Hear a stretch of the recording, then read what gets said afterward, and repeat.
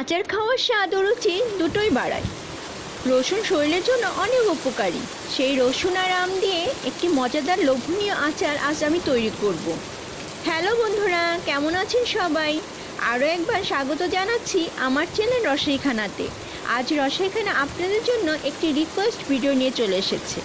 এটি হেলদি, শরীরের জন্য খুবই উপকারী কাঁচা আম আর রসুনের আচার, যা দেখলেই জিভে পানি চলে আসবে। অল্প সময়ে বানিয়ে নিতে পারবেন, ভাতের সাথে খেতে পারবেন, আবার চুরিকেও খেয়ে নিতে পারবেন। চলুন তাহলে শুরু করলাম।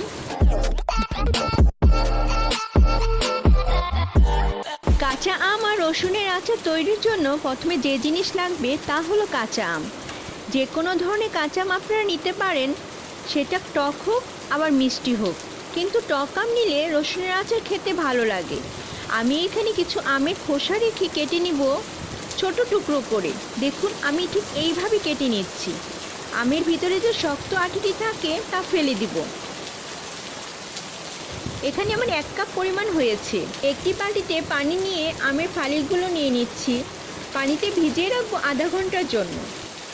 আরেকটি কাঁচা আম নিয়ে খোসা ছাড়িয়ে শক্ত আটিটা ফেলে শুধু আমগুলো ছোট টুকরো করে নিয়ে নিচ্ছি। এগুলো 1 কাপ পরিমাণ হবে।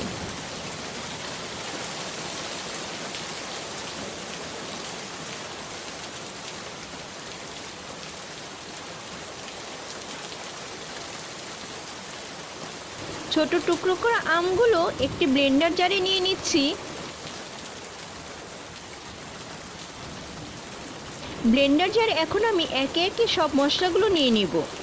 এখানে আমি 50 গ্রাম পাঁচফোড়ন নিয়েছি, তা থেকে অর্ধেকটা ব্লেন্ডার জারে নিয়ে নিব, আর অর্ধেকটা ভেজে গুঁড়া করে রেখে দেবো সাইডে। এটি আমি পরে ইউজ করব। 4টি লাল মরিচ নিয়েছি, দিয়ে দিব।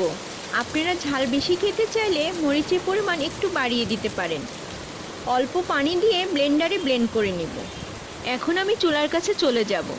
চুলায় প্যান বসিয়ে দিয়েছি। প্যানটা গরম হয়ে এসেছে। এতে সরিষার তেল দিয়ে দিব। সরিষার তেল ইউজ করলে আচারের টেস্টটা ভালো হয়, খেতে ভালো লাগে। 1 কাপ তেল নিয়েছি, দিয়ে দিব। আজ আমি হাফ কেজি রসুনের আচার তৈরি করব, এর জন্য 1 কাপ সরিষার তেল ইউজ করছি। আপনারা রসুনের যতটুকু নেবেন তার অর্ধেক সরিষার তেল দিবেন, তাহলে রসুনের আচার টেস্ট ভালো হবে, খেতেও ভালো লাগবে। চুলার আঁচটা মিডিয়ামে রেখেছি। তেলটা হালকা গরম হয়ে এসেছে। 2টি তেজপাতা মাঝে চিড়ে দিয়ে দিব। ছোট এলাচ 4 পিস নিয়েছি, দিয়ে দিব। 2 টুকরো দারচিনি টুকরো করে দিয়ে দিব। একটু গরম হলে রসুন দিয়ে দিব।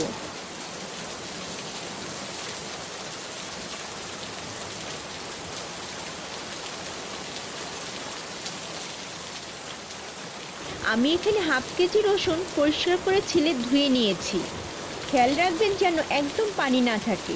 অনেকে রসুন একটু ছিদ্র করে দেয়, কিন্তু আমি এরকম করব না। তেলে ফেনা উঠছে, ভয় পাওয়ার কোনোই কারণ নেই। আস্তে আস্তে ফেনা কমে যাবে। আমার প্যানটা ছোট হয়েছে, তাই একটু বড় সাইজের প্যানে নিয়ে নিচ্ছি।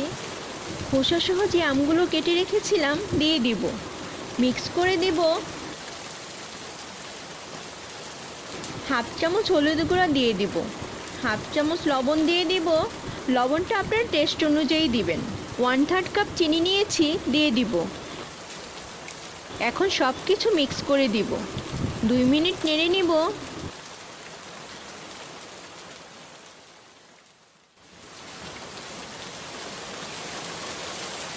ব্লেন্ড করা মশলাটা দিয়ে দিব।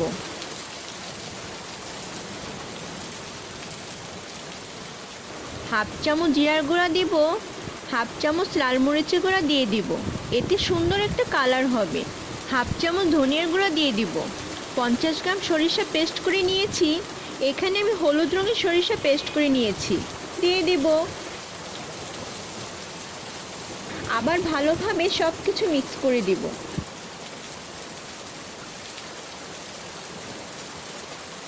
দেখুন, তেলের মধ্যে ফেনাটা যে উঠেছিল সেটা কমে গিয়েছে। তেলটা উপরে ভেসে উঠেছে। এ পর্যায়ে হাফ কাপ ভিনেগার দিয়ে দিব। মিশিয়ে দিব।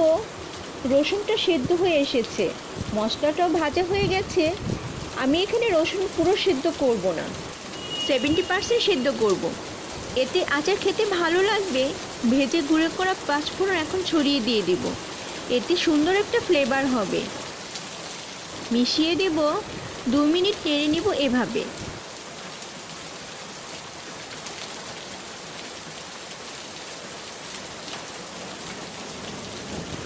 এখন চুলাটা বন্ধ করে দেব, ঠান্ডা হওয়ার জন্য অপেক্ষা করব।